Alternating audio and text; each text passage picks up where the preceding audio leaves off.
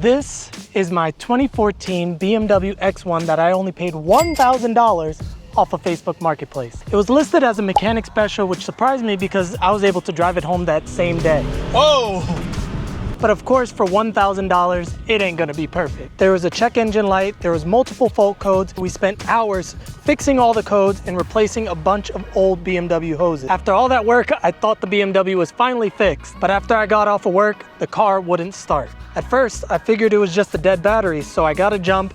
But even after that, the BMW still left me stranded. Being desperate, I poorly disconnected the battery, reconnected it, and somehow that was enough to get the car running again. Since battery issues have been a problem from the very beginning, I headed to my local Walmart to pick up a fresh never start battery. But even with the new battery in, something still didn't feel right. I don't know, she don't sound too great, I'm gonna be honest. So in today's episode, we're gonna track down what's really wrong with this $1,000 BMW, and hopefully, I can't believe I'm about to say this, have a reliable BMW. I'm Macho, this is Macho Motors. Let's jump straight into this, baby. After driving the BMW for a while, I finally got it to happen again. Luckily, it was in front of my house. Here it is, it's happening. Engine malfunction. The car just died. It was running really rough for a few seconds. Let's see if I can start it back up because I wasn't able to before. I need the key, of course, to do that. 1 second. Yep, and this is what was happening before. It would not start. Try again. All right, this is great news because that means we can diagnose this issue, and hopefully that'll be the last remaining issue on our mechanic special BMW. And here are some of the issues: the engine malfunction, reduced power, increased battery discharge, which is whatever, and then it says fuel pump. That's all it says, and we have a check engine light there. So we have 10 codes available to us. I believe most of them will just be low battery codes. High pressure fuel, pressure too low.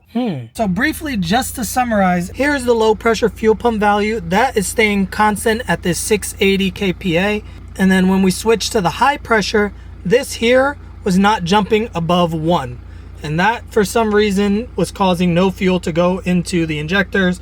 And now, after disconnecting and reconnecting the battery, we jumped back up over to 10, which should be more than enough to run this car. But as to why it's turning off the high pressure fuel pump, that is the part we don't know. So we're not 100% sure, but I'm pretty sure that the issue is with the high pressure fuel pump. We have good low pressure coming from the fuel pump in the tank, but with the readings, the high pressure fuel pump keeps on dropping. It could be an electrical issue because every time we disconnect and reconnect the battery, it starts working again. Not 100% sure, but we got a lot of work to do in that area anyway, with the very obvious oil leak that we have, most likely coming from the valve cover gasket. It is a little bit of a big job that I really don't want to do, but something that needs to be done. Especially now we're getting a little bit of a burning oil smell because it's dropping onto the exhaust manifold out there. And I think it's just a great time to do a full tune-up. So we'll do spark plugs, air filter, valve cover gasket, high pressure fuel pump, and just have a smooth running BMW. At least that's the goal. Before we jump into finishing up the BMW X1, I always like to start with some of the easier projects first, and there's nothing easier than installing Lasfit LED light bulb. BMW makes it a little bit difficult because you have to enter into your wheel well to get to this access panel to get to your turn signal bulb.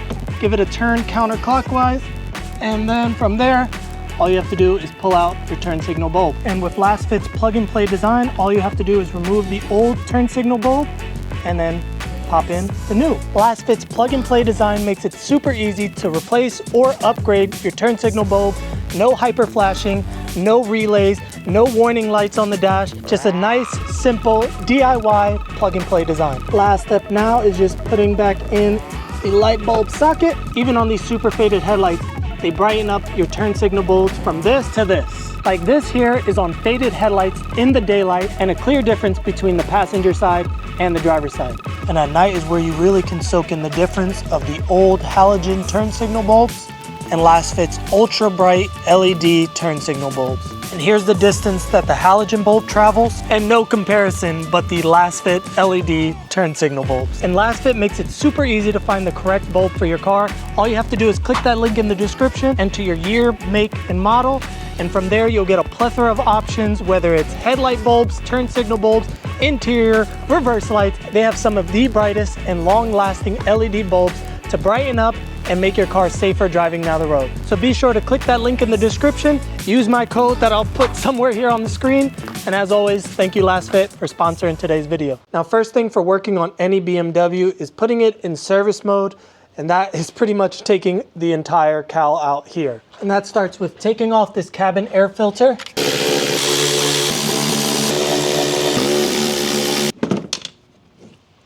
Safe to say we're due for a replacement anyway for this cabin air filter. Next, we have these two covers on each side of the car to remove, which I don't believe is held in by anything. You could just pop this up. Nice. There you go. One little connector here for whatever this sensor is. And then lastly, 2 bolts on each side to remove. And now this whole lower cover should just pop right out like that. Nice. And lastly, there's a bolt underneath here holding this strut brace here. So this is just held on by a flat head. I think we just pop it out like that. And then we have 2 18mm bolts here and here that we just need to pop out. Come right out. There we go. And now this is what I would consider service mode for this BMW. We have plenty of access to the covers. The valve cover is going to be right underneath here. Now we're ready to start working on this. All right, first sight of our valve cover gasket. I think there's still more stuff.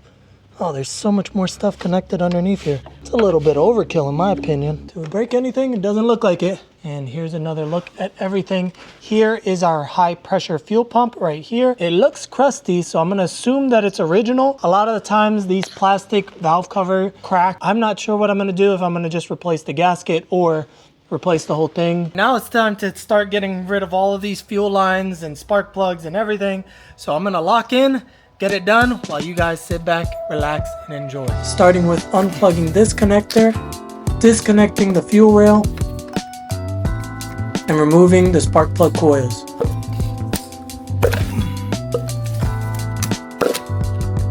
Now disconnect the lines to the fuel injector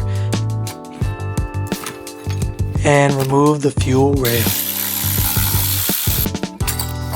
I ended up missing this one connector.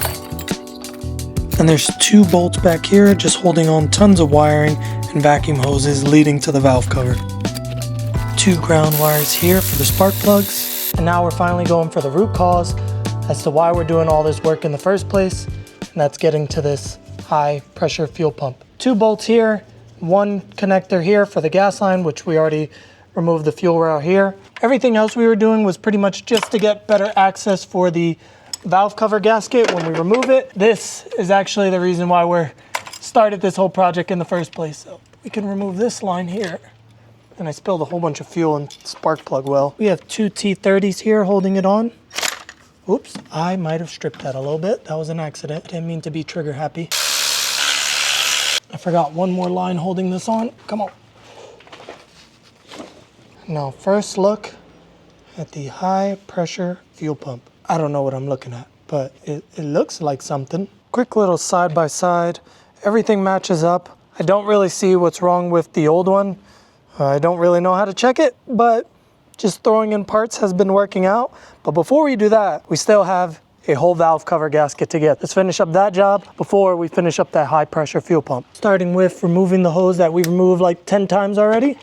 Now I'm not scared to break it. So I accidentally broke all the connectors. I was holding this onto the valve cover, so I'm hoping the new connectors will be on the new valve cover. It sucks, but it's kind of the nature of working with BMW plastic. We're getting close. Like I can actually see the valve cover for once and not just tons of hoses and wires just scattered over it. Now we're on probably the hardest part of this entire job, and that's removing this vacuum pump. It's held on by 3 screws way back here between the firewall and the engine, and there's just like so little room to work with. I'm not gonna be able to give you guys much to see, but just know for the next, I'm gonna guess 30 minutes, I'm gonna be struggling. And here is the micro tool that I created for this job. It is a T40 attached to a 1/4 wrench, and hopefully this will be enough to get into that tight spot. Okay, this job isn't as bad as I thought. We got 2 bolts out, and this shouldn't surprise you guys, but I heard that this job, just the valve cover gasket, to do at a BMW dealership is over $2,000. The valve cover gasket worth more than the car at this point. There you go, all 3 bolts for the vacuum pump out. Now this should just slide back. I'm gonna try to give this a few little love taps. There you go, got it loose. I don't know, I don't think we have enough room because of this, so I think I'm gonna just leave it down there hanging out. Last item we saved right here is whatever this thing is. Good, and then now that can just hang out down there. Whew! And now we can finally remove the 20 bolts holding on to this valve cover gasket. BMW has a special sequence for us to take this off. I'm not gonna follow it because we're gonna be replacing the whole valve cover in general, just in case if there's any cracks. I don't wanna have to do this job again. I think we have 14 bolts around the outside and 6 bolts on the inside.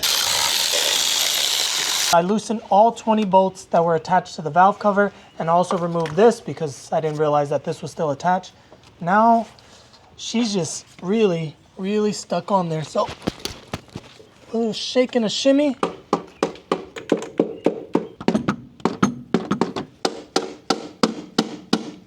You heard the sound change a little bit.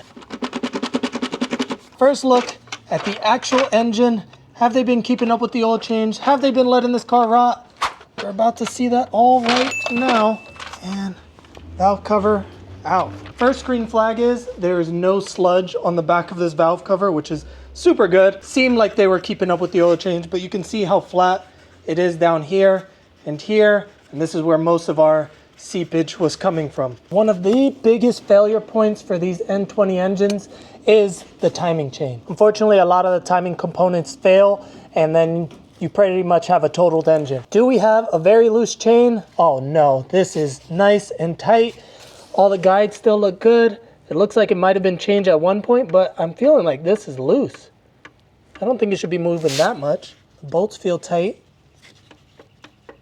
I don't think that's supposed to move like that. But this timing chain is feeling very nice and taut, meaning that somebody went in here and changed it at some point. This is such a huge plus because this is like one of the worst issues that you can have. Right now, everything feels nice and tight. We don't have to do a timing job. That's a huge plus. A lot of these engines fail and get really sludgy because BMW made up a crazy service that you should get your oil change every 15,000 miles. That is a terrible idea. So it looks like that person didn't listen to it. There is a little bit of sludging back there, but overall this engine looks beautiful. Very, very nice high mileage engine. Just needs a little love. People say all the time, you should do things to OEM manufacturer spec, but 15,000 mile oil change is absolutely ridiculous. Please don't do that to your car or to yourself. Another issue with the high pressure fuel pump failing is the camshaft. That could be the reason why we're getting an engine malfunction, but this camshaft looks very, very nice, very beautiful. I think we are good to go with putting everything back together. Everything looks very, very clean in here. I'm super, super happy about this timing chain. Like, look at that. This is me tugging pretty hard. That's it. That's all we got there. But I believe this wiggle room is normal. I guess because there is a little bit of play when the engine is vibrating and engine mounts. So I think the guide would want to ride slightly like that, but not 100% sure. And now the question here lies with, do we go back with the OEM style plastic with brand new gaskets, brand new hardware, brand new everything pretty much, or do we upgrade it with an aluminum valve cover gasket? This looks really nice, real shiny like, all brand new hardware. I think I need to take a moment or two to think about which one I want to go with. I don't know, let me know in the comments what you would do. Go with the OEM plastic style valve cover or upgrade it to the aluminum one. It's a tough decision, tough decision. And the final answer is, we are going back in with the OEM plastic style valve cover. And the reason being, if I were to do this job again, I think I would rather replace everything again. It's not crazy expensive to replace this whole thing. And how often does a valve cover gasket fail? Like once every 5 years? So every 5 years just replacing it? I don't know. I think I'm gonna go with the plastic. Let me know if I make the right move in the comments down below. But let's get to finishing up this job. Starting with making sure our surfaces are super clean. And one thing I'm making sure is I'm pushing away like this versus pushing towards the engine, because we don't want things falling in. We want things falling out. That's looking better already. All right, I'm gonna do the rest of the valve cover and get back to you guys. We got the surface of the valve cover looking nice and clean. There are some spots like here that is just staining. I made sure it was nice and smooth with my finger. Oh, I think we might have gotten it. I got it pretty well seated down in here.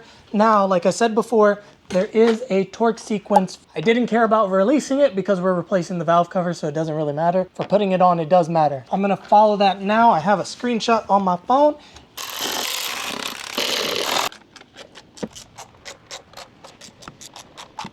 There you have it. We have a fully torqued down valve cover gasket. Obviously, much later in the day, we ran out of storage. There's a lot of hiccups, so I took a break and we're back because I'm trying to finish today while everything is fresh inside my brain because there's a lot of steps to go in. Also, don't want to forget to re-plug this in. Wow. You're supposed to have 2 clips and one already broke. Wow, I didn't even notice that. Well, I'm getting a refund and getting a new one because why would you break that easily? That's crazy. So I'll do that off camera and get a new one, but that's ridiculous. All of this wiring back to wherever it was, something like that. Unfortunately, we lost a little bit of daylight because we needed this special 14mm triple square socket because I wanted to replace the spark plugs. While we're in here, you might as well do a little maintenance. I tried to fit a 15mm and I felt like I was just stripping it. Oh, dang, these are tight. Oh, that don't feel good. That don't feel good at all. I'm worried. This is probably one of the crunchiest spark plugs I'm taking out, which I'm a little scared because what does that mean for the threads?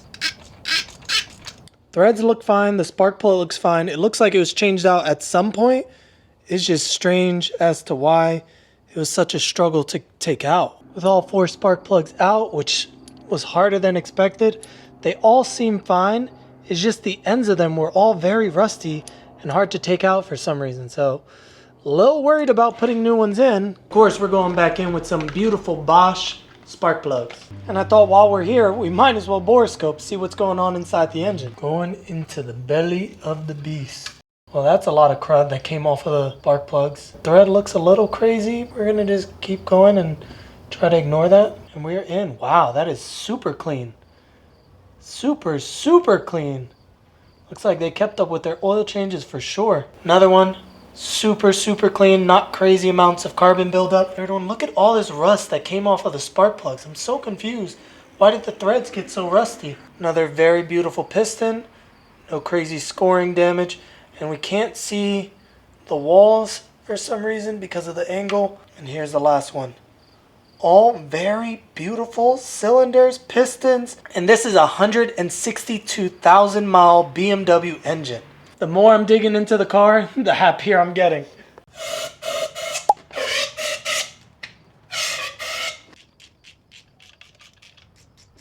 Now I think it's finally time for the whole reason why we did this, the high pressure fuel pump. Is this our issue? I still don't know.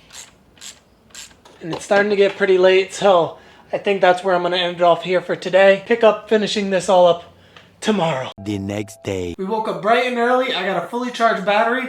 So let's get into finishing up this BMW X1. Let's go. The last thing we did was the high pressure fuel pump. So it only seems right to go back in with the fuel rail.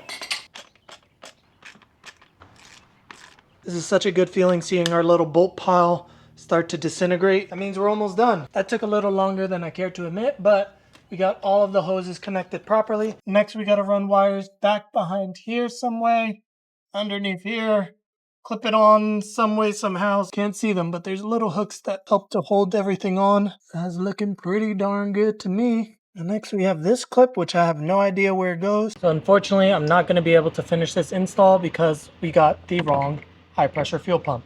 This connector, nice and large, fits beautifully over the old one. And this one is really tiny. Old connector right there, new connector right here. Got the wrong one, which sucks, but we're almost done with this job. I think we can still put everything else back together. I'm gonna make sure I can still get the high pressure fuel pump out, and it's gonna look like nothing ever happened because I'm not gonna film it.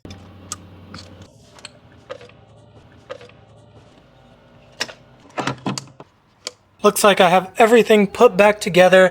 Let's go ahead and just pretend that this isn't the old high pressure fuel pump and that I won't have to do this again off camera. I think while we're here, we should tackle another maintenance item. I don't suspect this to be extremely bad because it seems like the previous owner took pretty good care of the car. It's cheap, easy enough to do. Might as well at least check it out. Definitely due for a replacement for sure. And there's just tons of crud inside the airbox. So for like the 5th time, taking off the air hose. Another look of all the debris. Just give it a little light dusting, a little pressurized air. And another quick little side-by-side. Old filter, new filter, tons of crud still stuck to it. Nice, new, and shiny. So putting this one back in. This was a way bigger struggle than you can even imagine. Ended up taking this off, pulling the whole thing out, putting it together outside of the car, and putting it back in. We have a new air filter in, and super dirty hands. So the last maintenance item we're gonna do before putting this all back together is you thought I was gonna miss out on the cabin air filter? Come on, boys. The cabin air filter? Filled up with dirt and grime and crunchiness all throughout each of one of those ducts. Let's figure out how to do this. And it looks relatively easy. Just 3 clips here. 1, 2, and 3. And I think this will just come right out. Nice, easy. I'm gonna put it just like that so I remember how it goes on. And then there's these little picks, I think, that slide on first. All right, so I think these picks slide in underneath like that. Clip in there, clip in there, and then clip in there. Whew, that looks good. So the old with the new. The old with the new. So satisfying. Alrighty, boys, we are nearing the end. Now we're just going on with this beauty cover. We gotta make sure that we plug in this little hose. Connects on something like that. I got the hose playing a little bit of Twister. All right, darn it. We'll figure this out. We did it before, we can do it all again. And then lastly, there's like 2 little notches. Just gotta push that into there. Give this a push straight down. All right, that is done. And before I go back on with this to hold on the cabin air filter, I just wanted to check the brake fluid because I have a brake fluid tester here, so might as well check it out. And right now, that looks good to me. So no need to touch the brake fluid for now. All right, now, after all this work, did we save this mechanic special BMW? Let's find out. I got the battery reconnected. First start. Didn't start. We know we got to prime the fuel system. That's not a big deal. I smell a lot of fuel, so 1 second. And that is not looking good. We got fuel spewing out of the engine. That means we got some work to do to take this all apart. Didn't fully take everything apart, but my beautiful brand new valve cover is covered in gasoline. So I'm gonna leave you guys here to hopefully see where it's coming from, and that way we can hopefully fix it.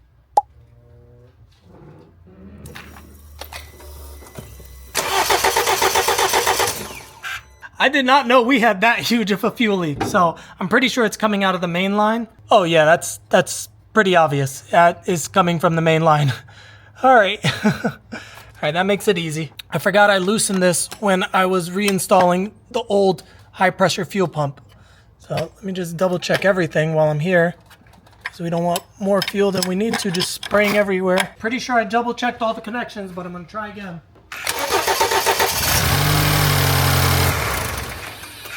Rewatched all of the footage. It looks like we're good. So what I'm gonna do now is clean off the engine bay with my pressure washer because we have fuel flowing onto the exhaust manifold. Last thing I want is a fire. So I think this is a chance for me to clean out the engine bay, make the car look nicer, and get rid of all of this fuel. So let's do that now.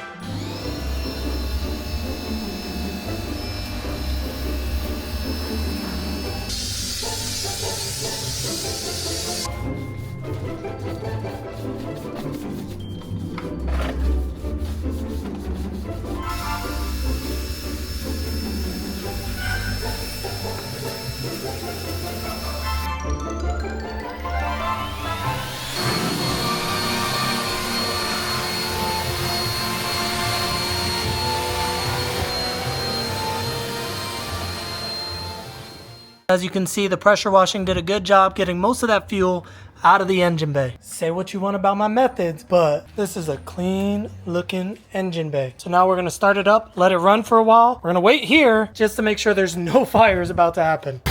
We got a little smoke coming out of the engine bay. We're not worried.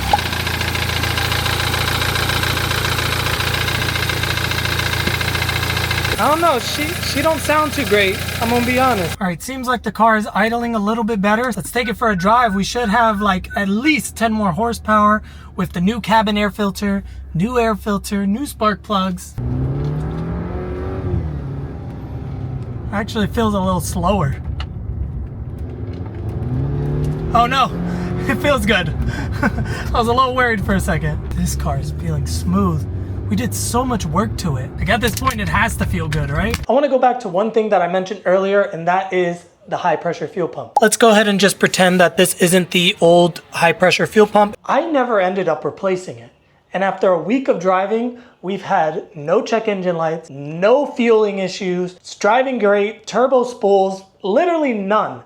So I think the issue with the BMW just ended up being a bad battery. It could be a few other things, maybe like the high pressure fuel pump gasket between the valve cover and the fuel pump. I really think the only issue ended up being a battery, which is absolutely mind-blowing that this was called a mechanic special over a failing battery. The car still started and drove, and even after dying before, it started giving me more mechanical issues. But as soon as I replaced the battery with that Walmart battery, I haven't had anything.